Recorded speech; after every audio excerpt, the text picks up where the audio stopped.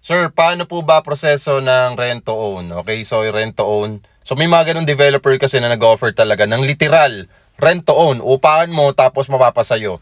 Pero minsan kasi nagagamit yung salitang rent to own, okay, para ma-promote na mukhang mura siya, mukhang magaan. Parang umuupa ka lang. Yung monthly mo, mura, parang umuupa ka lang. So kung tinatanong niyo po yung tungkol sa pinopromote natin dito, okay, 10,000 to 25,000 cash out only, no down payment, okay, fresh talaga yon na na property, as in talagang brand new, okay, mapapasayo talaga yung unit na yon kapag na fully paid mo talaga siya. Meron siyang clean title, okay, pwede natin idaan sa financing, okay, so 10,000 lang ilalabas natin kung true pag-ibig financing at 25,000 naman kung true bank financing.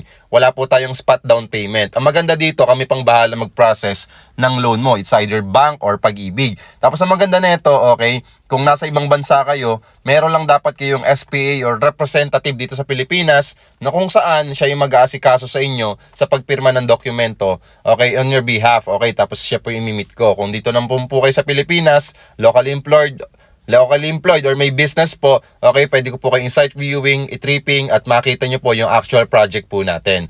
And yung process, ganito lang po siya kasimple. Number 1, kailangan nyo po muna mag-inquire sa akin. Mas maganda, mag-follow and message po kayo sa akin. Pangalawa po, i-check po natin yung qualifications po ninyo. Okay, magsasend po ako sa inyo ng mga set of questions. Okay, kung pasok ba tayo dito.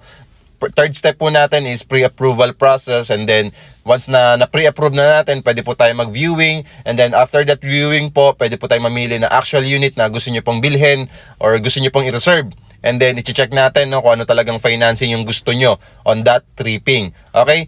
Kung nasa ibang bansa kayo, pwede naman po tayo mag-virtual tripping or presentation via Zoom. Wala naman tong bayad, libre lang naman po yun. So, after that, pwede na po tayo makapag-reserve ng unit. Once na okay na po yung ibang process. Okay? So, follow me, message me po sa lahat po na interested sa 10K to 25,000 cash out only promo natin.